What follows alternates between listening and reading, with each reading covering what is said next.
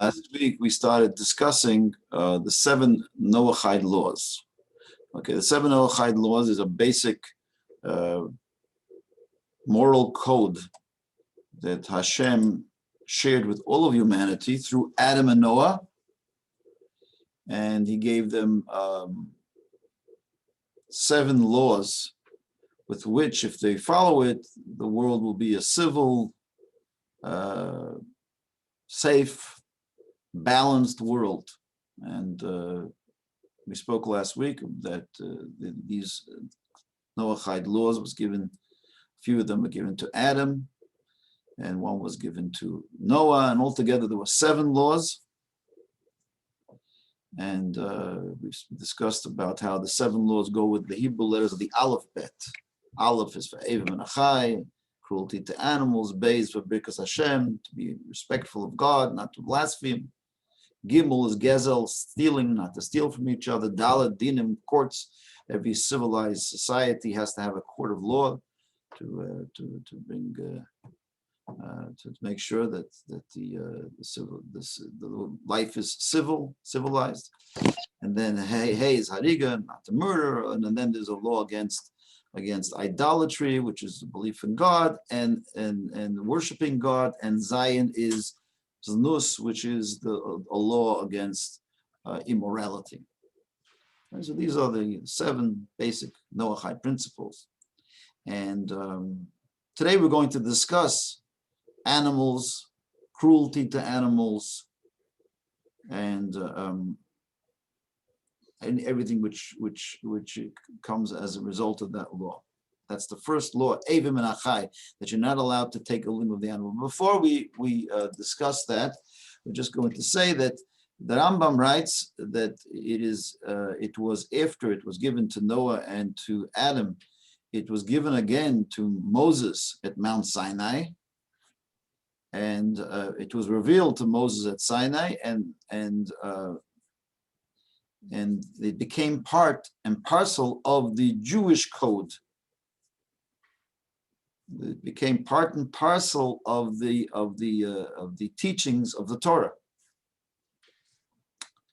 And the Rambam writes that it's incumbent upon every Jew, if they're in a position of influence, to try to teach this to the nations of the world.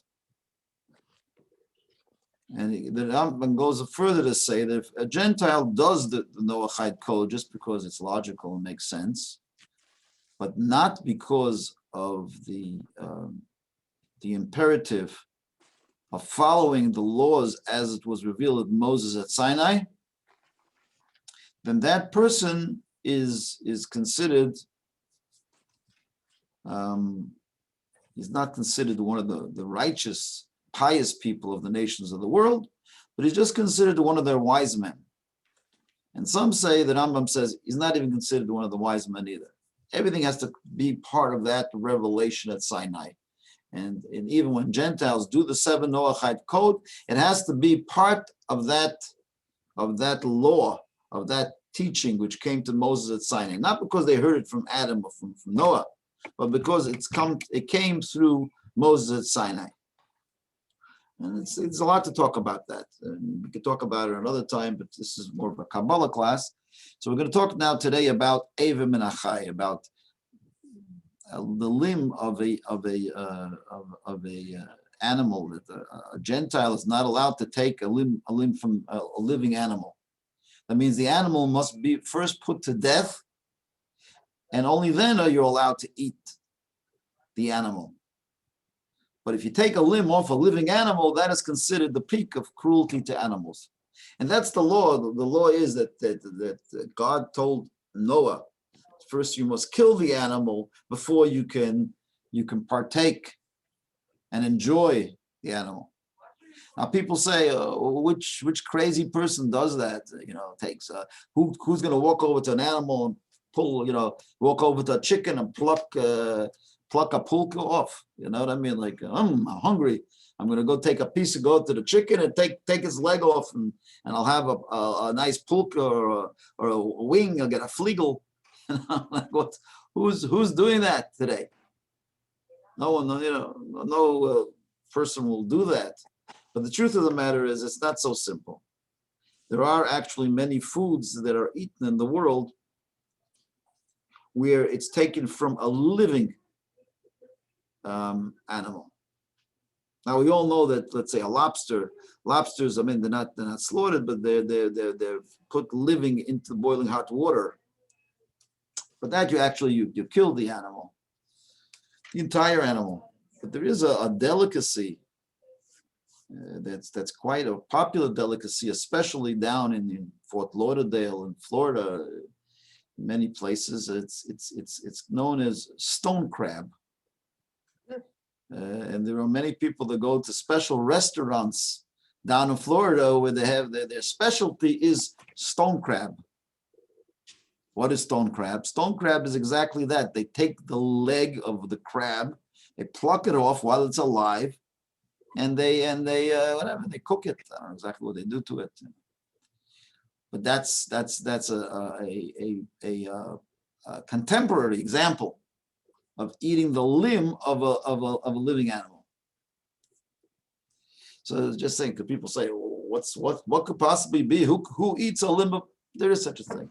People do, and there are other instances. I'm not going to go into that.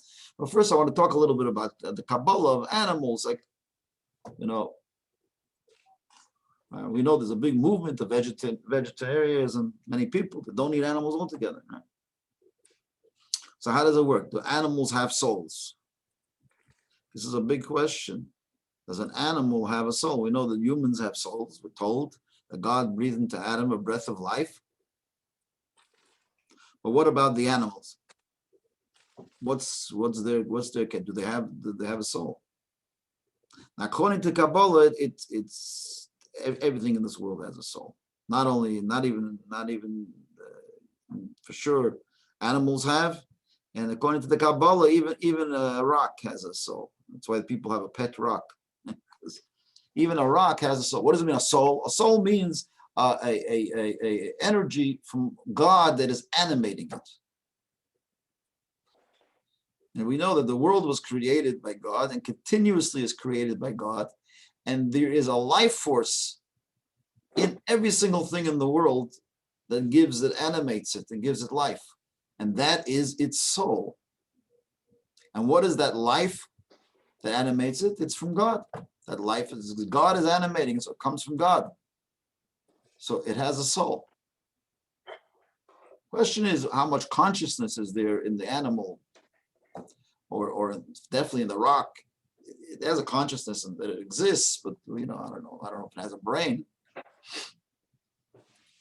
But it definitely has life in it, and that life is what animates it. And even though it doesn't look like it's alive, the rock, let's say, but we believe that God is constantly giving it energy so that it can exist. And according to the Kabbalah, Hashem created the world with 10 utterances, and every day of creation, he uttered something else. He uttered another: let there be light, let there be a firmament, let there be vegetation, let there be animals, etc., etc., etc. Let there be planets. So God spoke, and with His words, with God's words and the letters of God's speech. So even though God didn't say let there be a rock, but God animates the rock. He gives life to the rock. Where's the life coming from? It's coming from those 10 utterances that God uttered in the days of creation.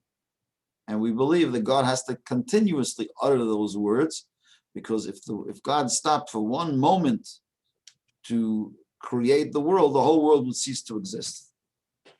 Not only would it cease to exist, there wouldn't even be a history of the world if God stopped for one moment to emanate His divine will for the world. And this is creation. And in the prayers every day we speak about Hamachadesh. It's called the recreation. He recreates the world every single day. So there is life that is being infused in everything in the world. Today with modern science and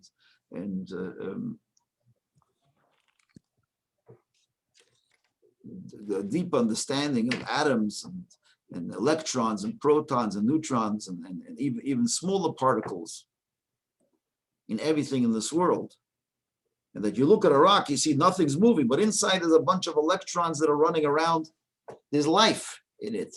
It looks like it's just still, but there is life in everything. And now with quantum mechanics, they go even deeper and deeper into the atom, and there are such small particles, and not only are the small particles are there, but they've proven that this life inside everything, all of matter, has intelligence, right? The universe has intelligence, and it makes decisions.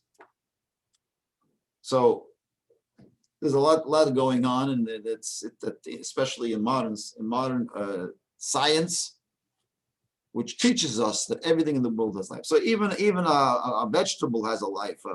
Not only a vegetable, even a rock is alive. Why is it alive? Because it has within it this divine particles that are animating it. So if a rock is alive, if a rock has a soul, and a vegetable has a soul, for sure, an animal has a soul. An animal has the divine energy, divine life that's given to it.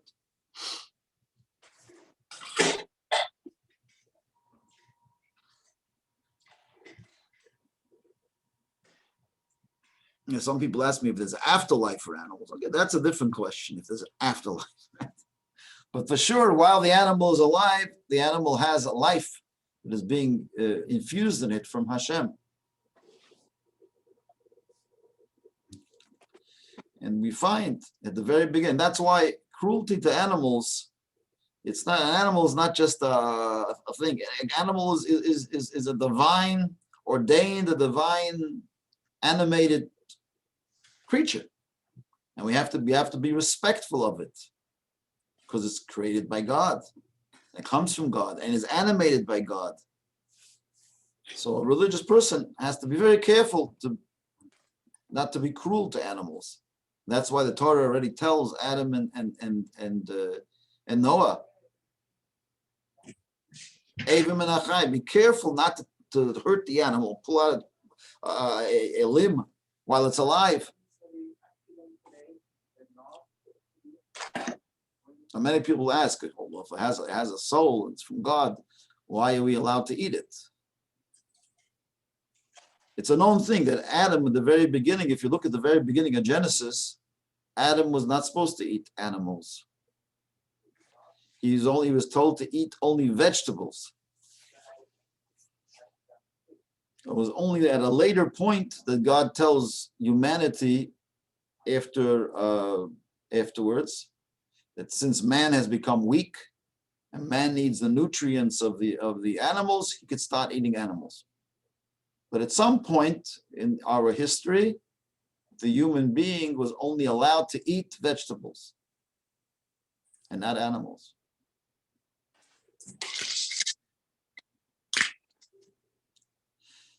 So vegetarians say, okay, well, animal has soul, like let's stop eating animals. Maybe it's immoral to eat animals. Huh? But nobody really knows what's moral and what's immoral. And I feel bad for people who don't have a Torah, don't have a divine code, because really you shouldn't be eating anything. Based on what I just said, who says just animal has a soul? Maybe a vegetable has a soul. Carrot. Shouldn't be eating carrots because they're alive too. There's some degree of life. We're finding out there's life. There's also life in a rock, right? So we shouldn't be eating, anything at all. Because what right do we have to take away, snuff out the life from something else that we should be around, right? So vegetarians also are slippery slope, the whole thing, right? For vegetarians also, they have to, like, why are they eating vegetables? They shouldn't eat that. So they're going to tell you that we have to survive, we have to live. So you have to live. So who says your life is more important than the vegetable's life. So the only way that we as Jews, we have a code. The code is passed down to us from God at Sinai. God says, look, I created vegetables, I created animals, I created all these other species in the world, and they were created for you. That's the Jewish approach. God said that what is created for what? Animals are supposed to eat the vegetable kingdom and elevate it. And then the human being could eat from the vegetable kingdom and the animal kingdom. That's the Jewish approach. Because we have some kind of a tradition in this whole thing. That's why it's easier to figure out. Someone who doesn't believe in anything, it's quite complicated as to why you can eat anything that has any form of life. The only answer that could be is that we have no choice. We have no choice. Then it becomes just an overriding principle. It's just survival. Right? It's survival. And that's not really a good enough reason. In Judaism, it's much more, it's clearer. It was a time that we were not allowed to eat animals, and only later God permitted us to eat animals. We eat animals, and our relationship with the animal kingdom and is that we can elevate. Now, I just want to go back for a moment, and I'll come back to what I'm speaking about right now just shortly. First, I want to tell you that, you see, when after Adam was born, he was told to give names to all the animals. Here you see again that the animals are very significant. That Adam was given a job to name the animals. Now, many people ask the question, why was he naming the animals? Why didn't God name the animals? He said whatever Adam would name the animals, that would be its name. It says God created Adam, and then he created Eve. And then he says he brought all the animals to Adam to name them. But here we see an important thing, that a name of an animal is a significant thing. And we as Jews know, especially in the Kabbalah, that a name is not a name is usually associated with the soul. And that's why a baby naming is such an important thing by us, because we believe that name is spiritually associated with the soul of that person.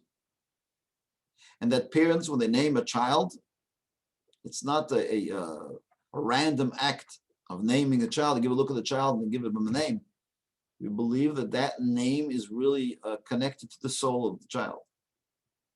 And so when Adam named all the animals, he was looking, God gave him the vision to see the soul of the animal. What's the soul? The soul is that divine energy that is animating the animal, or that particular group of animals, and to give them a name, to call them that name.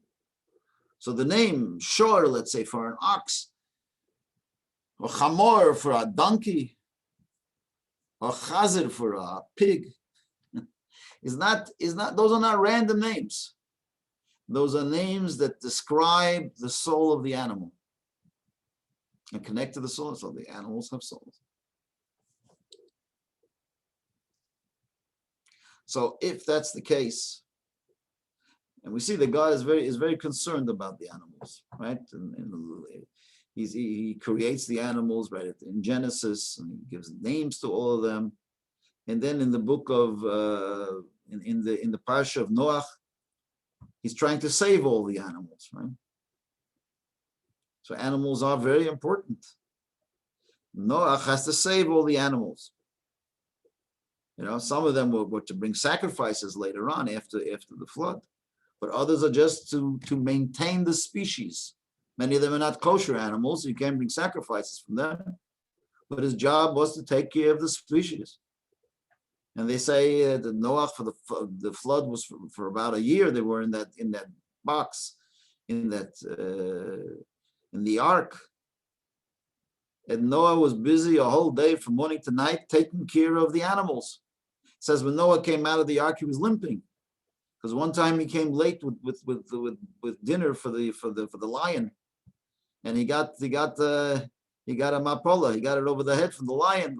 They say the lion bit him, and that's why he came out limping from the that's the tradition. Came out limping from the ark. But for a year, what was he doing there in the ark? The whole day, he was feeding all the animals. Imagine so many animals, 2 of each, and 7 of each kosher species, right? So we see that I'm just trying to point out how animals are very significant. They're very important, and they have a soul, and that's why we are commanded against cruelty to animals. And there are many laws throughout the whole Torah where they speak about that first, the aleph of the Noahide code, Evim and Achai, not to be cruel to animals, and many, many laws throughout the Torah that speak about it. Many say that the law of not mixing milk and meat, Torah says clearly, the Torah says, you shall not cook a kid in its mother's milk. That's considered cruel. Even though God permits us to eat food and eat animals, but the way we eat it has to be sensitive. What kind of feelings does animals have? Like what? But we know that cook the kid in its mother's milk, because the milk represents the origins of life, the source of life. This child drank this milk, and the mother was giving this, the relationship of the mother with the child is through her milk. So then we can't cook the kid in its mother's milk. That's cruel. It also says you shall not, when you shech the animals, you can't slaughter a parent and a child in the same day, right?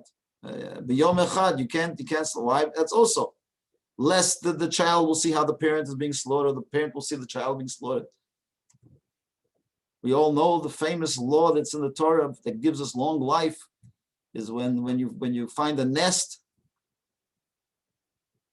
with a mother, a bird, and the chicks, and you want to take the eggs. So it says you can't take the eggs away from the mother. Can't take the chicks from the mother. You have to send away the mother bird, and only then can you take it. Why? Because that's cruel. So we see loads of laws in the Torah. It says when you see the donkey of your friend is having a hard time with its load, azav tazavimo, you shall surely help him. Right? Fix his flat tire. But in the old days, it was a donkey, and the donkey was suffering. It couldn't manage. It was too much of a load. So the Torah says azav tazavimo. One can say that's also partially because of cruelty to animals. So we see how sensitive the Torah is about animals. I mean, I can go through the whole Torah and tell you every law that speaks about it. But at the same time, that the Torah, while the Torah says that you're not allowed to be cruel to animals, it does allow for animals to be used for human purposes. So you can't have a donkey, and you can't have a cow, and you can't have animals, an ox, and pulling the plow. You're allowed to do that, but it says you shouldn't pull the plow with an ox and a donkey together. Interesting law. Again, that's cruelty to animals because they go at different paces. So you have to be careful to make sure that that you have the same kind of animals that are pulling your plow, so that one of the animals shouldn't suffer more than they have to. So here the Torah is a balanced book. It tells us it's practical. You can use the animals for your business and use it for proper reasons, but you have to be sensitive to the animals. The animal can't go with a muzzle. If you're making it plow and the animal wants to eat something, you can't put a muzzle on its face, according to the Torah. Again, cruelty to animals. So here we go. I just went through with you the whole Torah. All the laws of the Torah, but they're all about non-stop about not being cruel to animals. It's like I said, the Torah has a balance. While the Torah says you're not allowed to be cruel to animals, but the Torah does allow that animals be used for human purposes. So you're allowed to use it for your business. You're also allowed to use it as food. But when you use it as food, you have to do it in a way that is moral and ethical. Can't cook a kitten's mother's milk. And also when you kill the animal, the Torah speaks very, very much about slaughtering it with a very, very sharp knife that's checked out for that it shouldn't have any blemishes. It should be a perfect knife. So the animal should die instantaneously and not suffer 1 second more than it has to. And then after we kill the animal, we take out its blood. We salt the animal. Again, it's sensitivity. The blood is a life. The blood is what gives the animal its life. We eat the meat. We have no choice, but the blood we have to remove. So there is a sensitivity to the animals throughout. And this all is included, what I'm telling you now, all these laws are included in the Noachide code of Evim and Achai, of not eating a limb of a living animal, which encompasses the idea of cruelty to animals. Now, in fact, Noachide code can be more severe in some way than even than Jewish law. Because we know in Jewish law, once an animal is slaughtered, shechted, you're allowed to eat the animal, even though the animal, sometimes you see the chicken after it's slaughtered, it's still bouncing around, right? But a Gentile is not allowed to, because that might still be a limb of a living animal. Whereas a Jew, it's permitted after shechita. There's a whole debate about that in the Talmud. Not that I'm suggesting you should eat a chicken that's jumping around. It's more of a technical thing. But I'm just saying that Noachide code can be more severe. But Judaism is very, very strong, and this is right at the very beginning, that we have to be very, very sensitive to animal life, because an animal has a soul. It has a divine energy within it. And that's why one has to be very careful how one deals with an animal. Cruelty to animals is very, very important. Now, it's important to note that the only law we have with animals is really cruelty to animals. We don't have a mitzvah to extend life of an animal. With human beings, we have a mitzvah to extend the life as long as possible. With an animal, the main law is to be gentle with them and not to be cruel with them.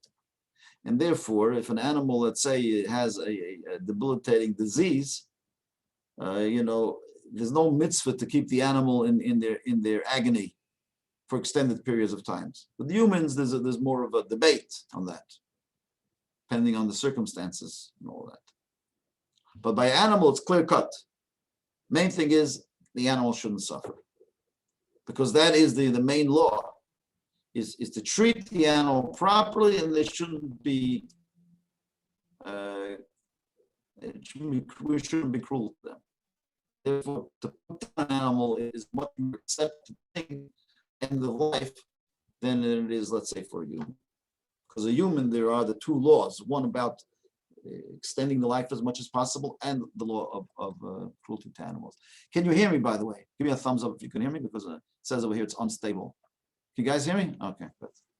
I just want to know that you can hear me. Okay. I see only Esther can hear me. Can everyone else hear me too? Okay. Okay. It says over here on my screen, it says you are unstable. So I don't know what that means exactly.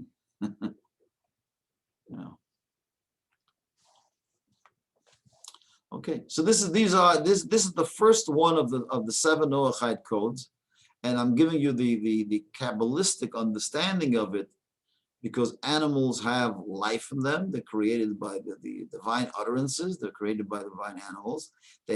Adam gave names to all the animals, which means that animals have a form of a soul. And that's why we have to treat animals with respect, with dignity, with honor. And but at the same time, the animal is elevated when it serves a human purpose. And that's, as Jews, we know that there is a hierarchy in souls. And so the inanimate kingdom feeds the vegetable kingdom, which feeds the animal kingdom, which feeds the human kingdom. And then when the human does an act of kindness and helps a poor person with that energy that they received, starting from the inanimate to the vegetative to the animal to the human, and then when the human being does a mitzvah with that, so they've elevated the entire spiritual ecosystem. And that's a very important foundation in our understanding of. So therefore, we are allowed to eat animals and partake and use the animals for human purposes, because the purpose of animals, its highest purpose perhaps, is to serve the human being. And we know that not because we made that up, it's because we are taught that from the Torah. And so, therefore, we are allowed to eat animals. Whereas, I mean, there might be other reasons why people don't eat animals. It might not be so healthy. It might not be, there's other concerns, obviously. But in terms of morality, the more reason is to elevate the animal. Now, the Talmud does say at the same time that the Am Haaretz, an ignoramus, or a person who is not spiritual, should not eat meat. Hear that? That's brought in the Talmud. Why?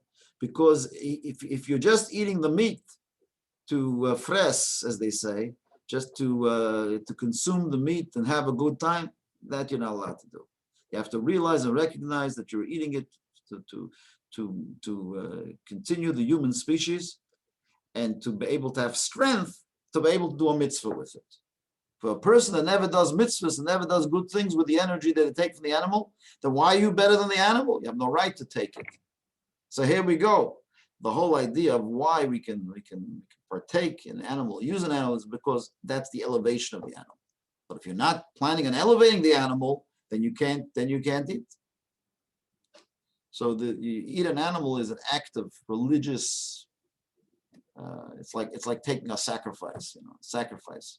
And eating it, it's you're eating it to become strong, so that with that strength you can do a mitzvah.